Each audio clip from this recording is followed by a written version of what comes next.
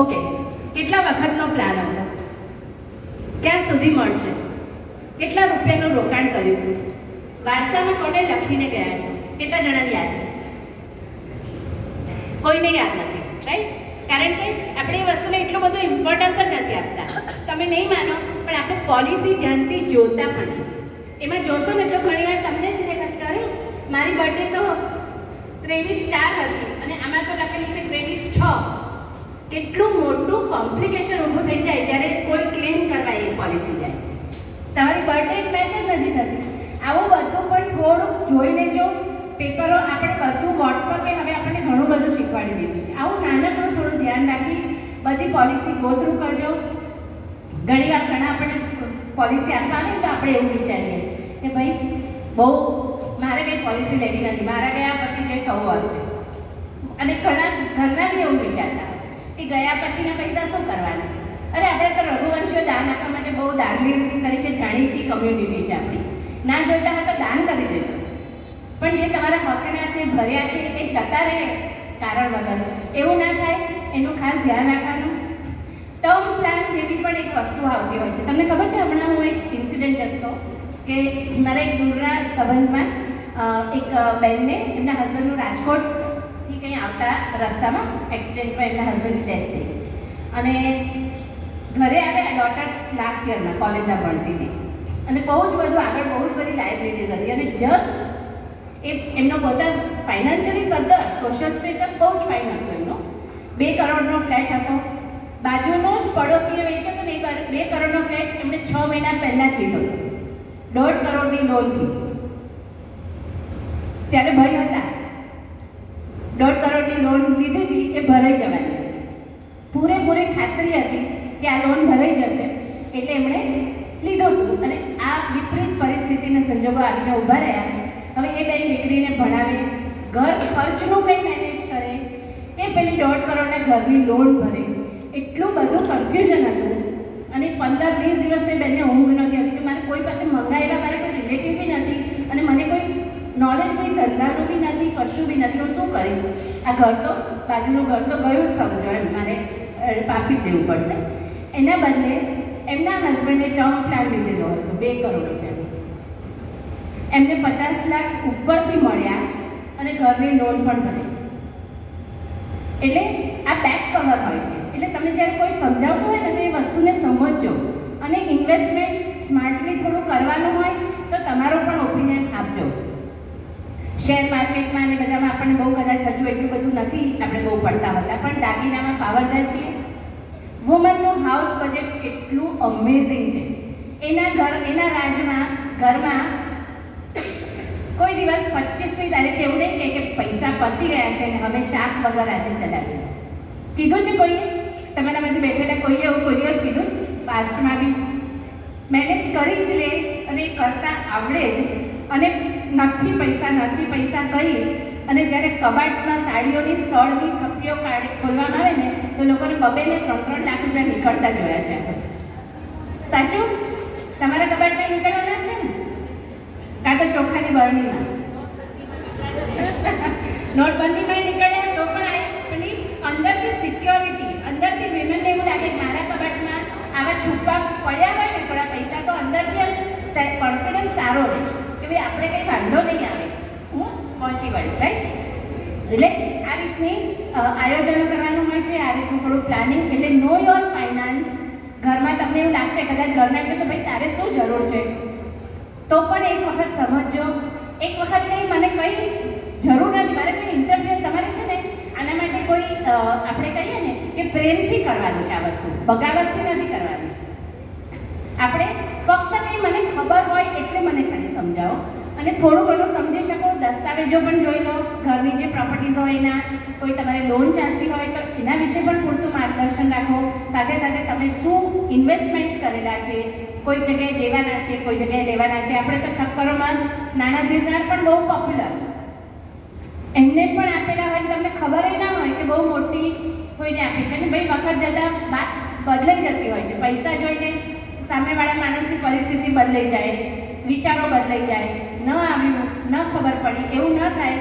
એના માટે થોડીક જાણકારી રાખવા માટે આંખ કાન ખુલ્લા રાખવાના, થોડુંક આપણી રીતના ઝીણવટથી થોડું પૂછતા રહેવાનું, થોડીક આપણી મૂંઝવણ પણ સમજાવવાની અને થોડું જાણતા રહેવાનું અને તમારું પણ બધું જ કહેતા રહેવાનું.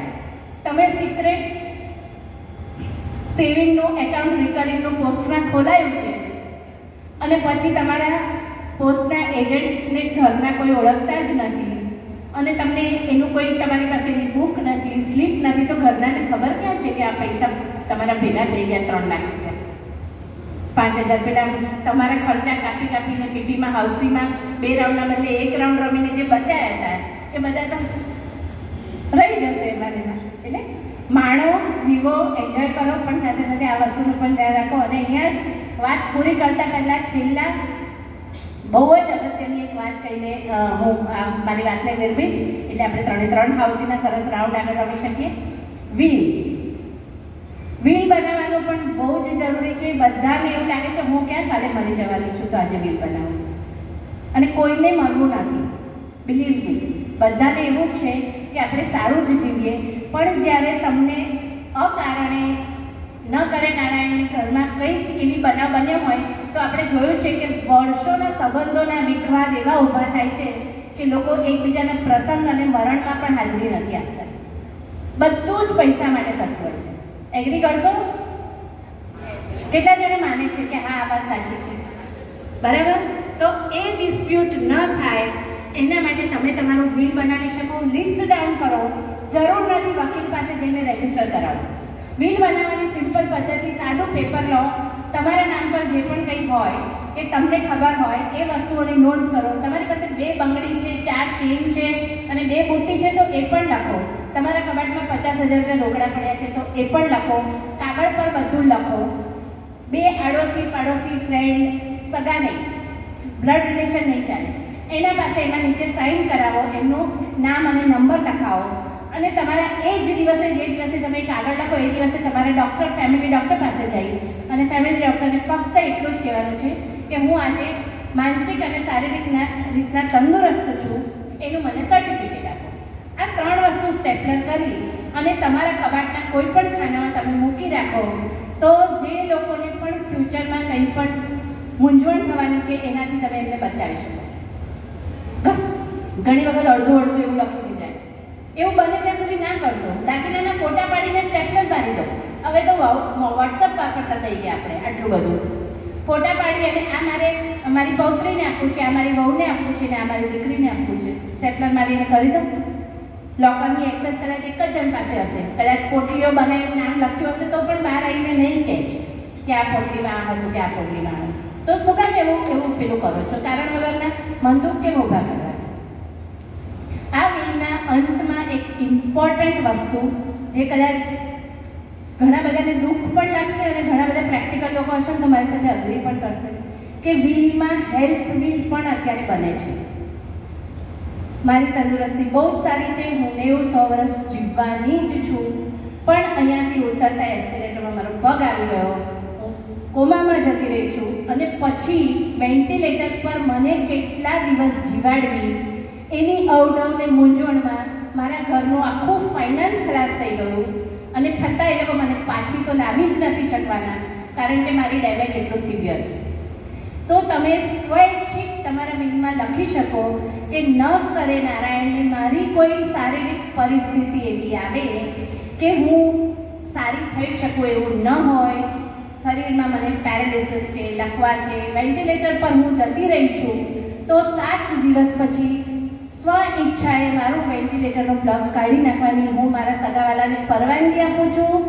સાથે સાથે કોઈ પણ પ્રકારનો તમે ભાર ન રાખશો એની બાહેંધરી આપું છું, કારણ કે મારે તમને લોકોને ખુશ રાખવા છે, સાથે સાથે મારે પણ પોતે એ પીડા અનુભવી અને દુઃખી નથી થવું, એટલા માટે આ હું લખીને જઈ રહી છું.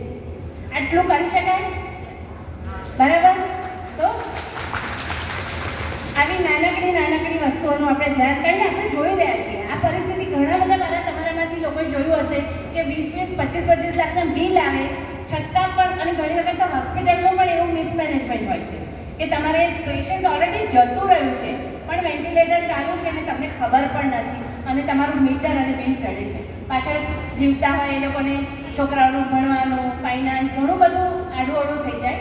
તો આ બધી વસ્તુનું ખાલી એક આપણા સાઈડથી આટલું કરી શકીએ તો આટલે આપણે આજે સાક્ષરતાની આપણે માનીએ વાત. બહુ મોટું કંઈ કીધું નથી મેં તમને, નાની નાની પોઈન્ટ્સ અને ટિપ્સ જ આપી છે જે મને સમજમાં આવી. And over period of my journey મને જે અગવડો પડી અથવા મને જે વસ્તુનો ખ્યાલ આવ્યો કે બહેનોને આ નોલેજ હોવું જોઈએ એ હું અત્યારે તમારા બધા સાથે મેં શેર કર્યું છે. અને મને આશા છે કે આ પણ તમને લોકોને ક્યાંક ને ક્યાંક કંઈક રીતના ઉપયોગી ચોક્કસ થશે. તો આ સાથે હું મારી વાતને અહીંયા વિરમું છું. જય રઘુરામ.